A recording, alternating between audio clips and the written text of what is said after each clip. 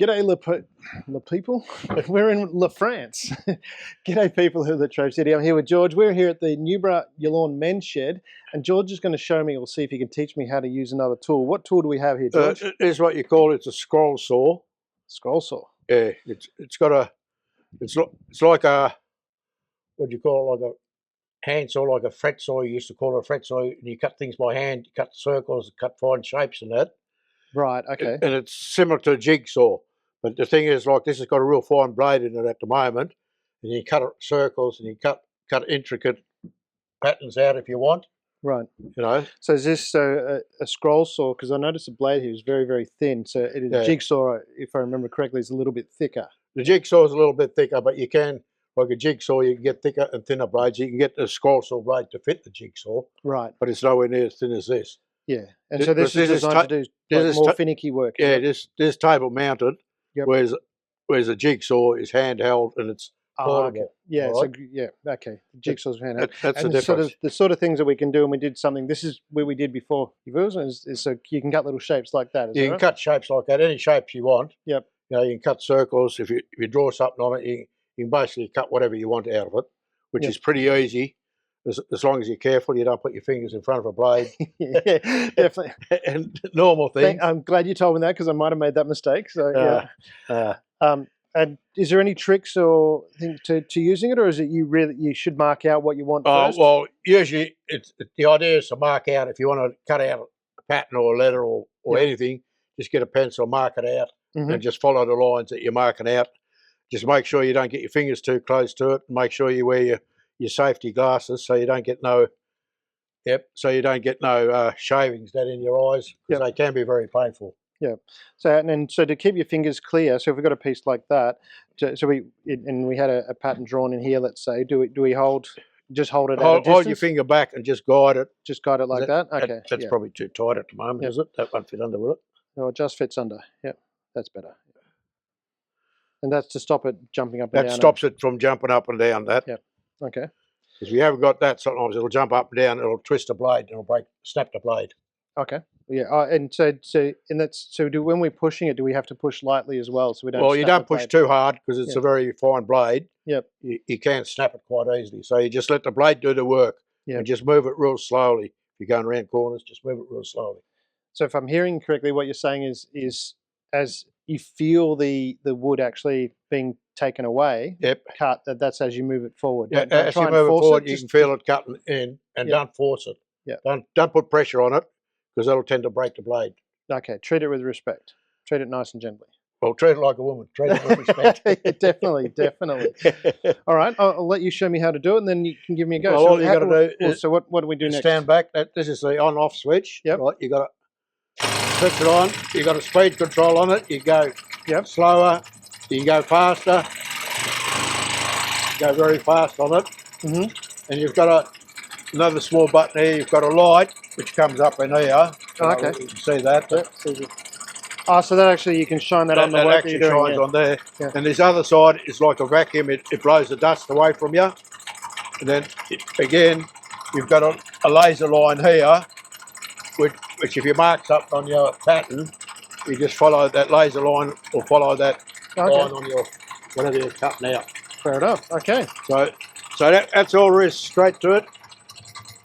So you can go real slow if you want, and you can go real fast if you want, and you can switch it off.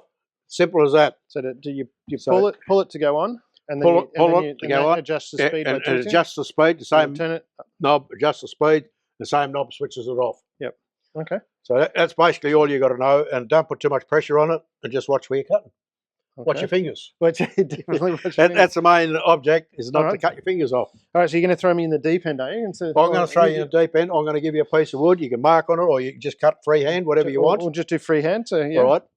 And I'll switch it on for you. Yep.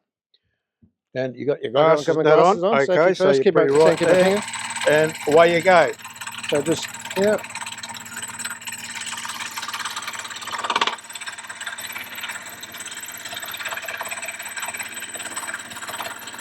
That's why you got that adjuster on it, so it doesn't jump like it did just then on you, you know.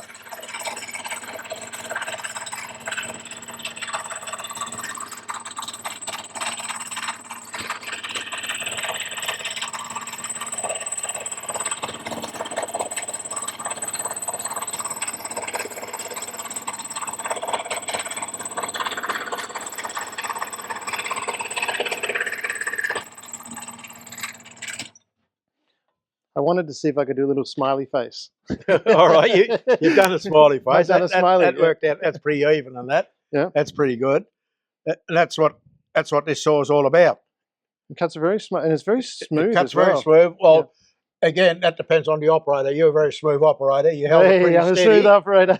No, you held it pretty steady. Yeah. You know, if you move it around a lot, you won't get a smoother cut as that. Yeah. Okay. So But you had pretty consistent pressure on it, and you guided it around pretty good. I could actually feel as I wasn't pushing it, I was just kind of guiding it and allowing. That's right. Like I said before, you don't twist it like that because it's only a couple of mil thick, that blade. It'll just snap like a bit of glass. And is there any other tips that people should know when using one of these? Well, the only thing is, like I said before, is make sure you got your guide. You haven't got too much slop underneath your guide. Yep. And this has got to fit freely underneath, but not much slop under it. Yep. Because that'll help them not jump up and down. Because if it jumps up and down like that, it'll tend to break the blade quicker too, and you won't get a very good cut. Yep. Like I said, with a laser, it only goes on with. That's a laser line on it now. Like, you know, if you want to cut, see the laser there. Yeah. Cool. If you want to cut around a line, that's it. Have another go, cutting something, whatever you want. Yeah, whatever you want. I'll try and see if I can.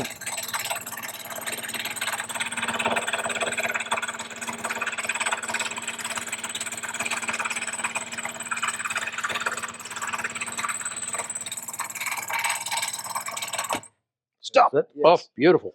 Beautiful. It's not quite an depending on where parabolic. I'll call it a parabolic. That was my intention. All right.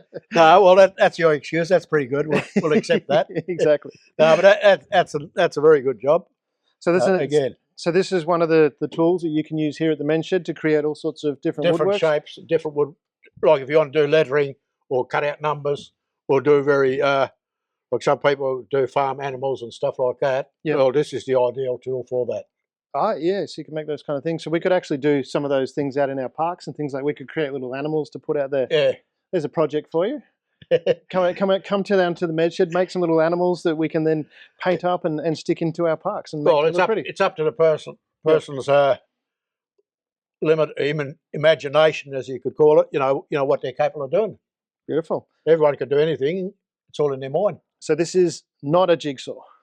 No, I'll show you a jigsaw if you like. I'll go and get you a jigsaw. 12 seconds later. There's a scroll saw. Yep. And the jigsaw is something which is held in your hand. I'll plug it in.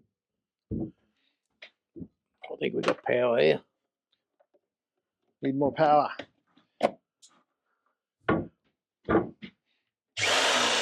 Yep, we've got power here. And that does basically the same job as that, except you can't, you put this on your work. And then you just go there. But the other way around, you put your work on a bench here. You've got a bit of a table to put your job on. Yeah.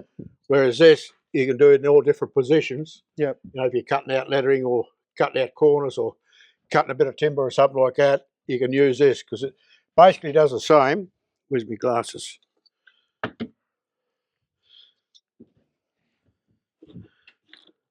Just hold it down like that.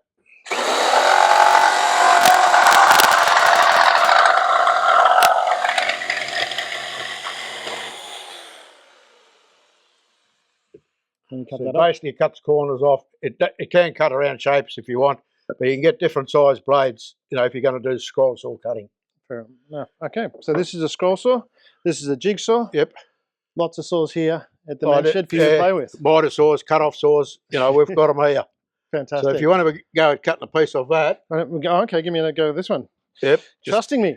All right. I've got trust in you. I've got faith in you. You got faith in me? So hold this. Just make sure you hold it there, and that's it. Now pull the trigger. Pull the trigger.